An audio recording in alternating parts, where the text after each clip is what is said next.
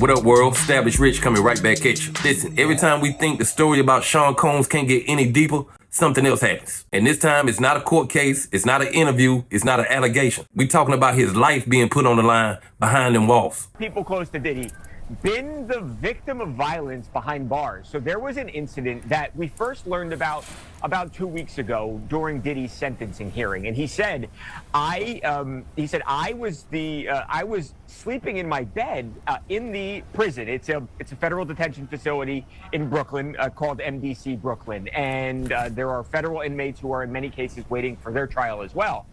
And Diddy claimed that somebody held a knife to his throat.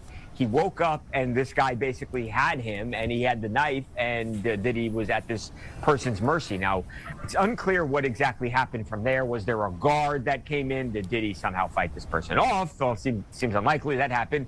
Or did the person just leave?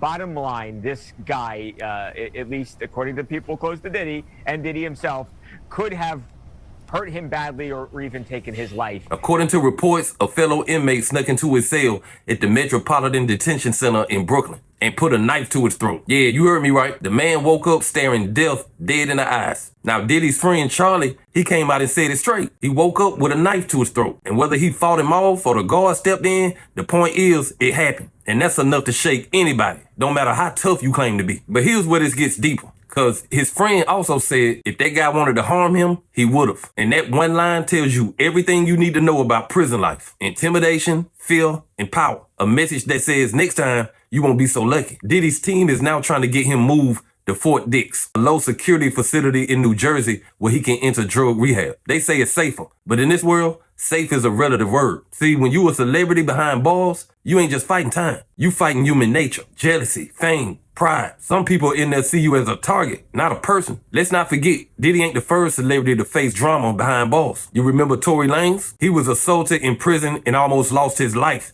He had to be airlifted from the prison to have an emergency surgery. And then you got R. Kelly, whose team claimed he was denied basic medical care while locked up. Allegations of guards ignoring his health issues. No violence that we know of, but the system can hurt you without putting a hand on you. Diddy's story right now ain't just about a man in trouble. It's about how fast power can flip. One day you flying private, sipping champagne. The next day you praying somebody don't stick a knife to your neck. And that's what's wild. A lot of these guys never believe it can happen to them. They walked into court thinking they money could fix everything. But prison got a funny way of rearranging your priorities. You start realizing money don't mean nothing when you can't buy respect. And fame don't save you when the lights go out and them doors shut. And let me say this, there's something deeper at play here. Because you got to ask yourself, how did a man who built an empire worth millions of dollars end up on the same cell block as men who got nothing to lose? I'm not here to convict or defend. I'm here to say the spiritual side of this is real. When you spend decades living above accountability, sometimes God got to sit you down where nobody can fake it. Tory had to face himself,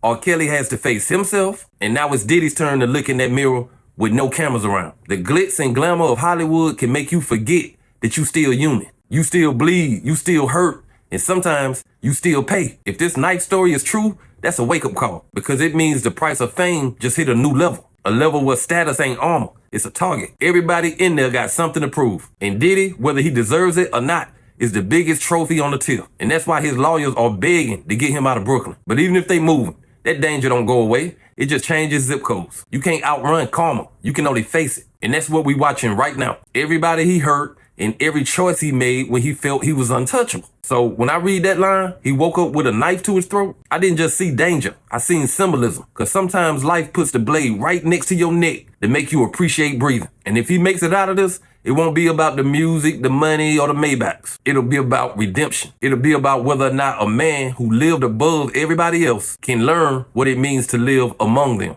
And if you ask me, that's the real sentence. Not the 50 months, not the cell, but the silence. The moment you got to sit with yourself and ask, who am I? Without the world clapping for me. So we're going to keep watching how this story plays out, because it's not just a case, it's a lesson. And if you ain't paying attention, you're going to miss what God is trying to show everybody who ever got too comfortable in that throne. But hey, that's just my opinion. What's yours? Like, comment, subscribe, Established Rich. I'll be back with another one. Peace.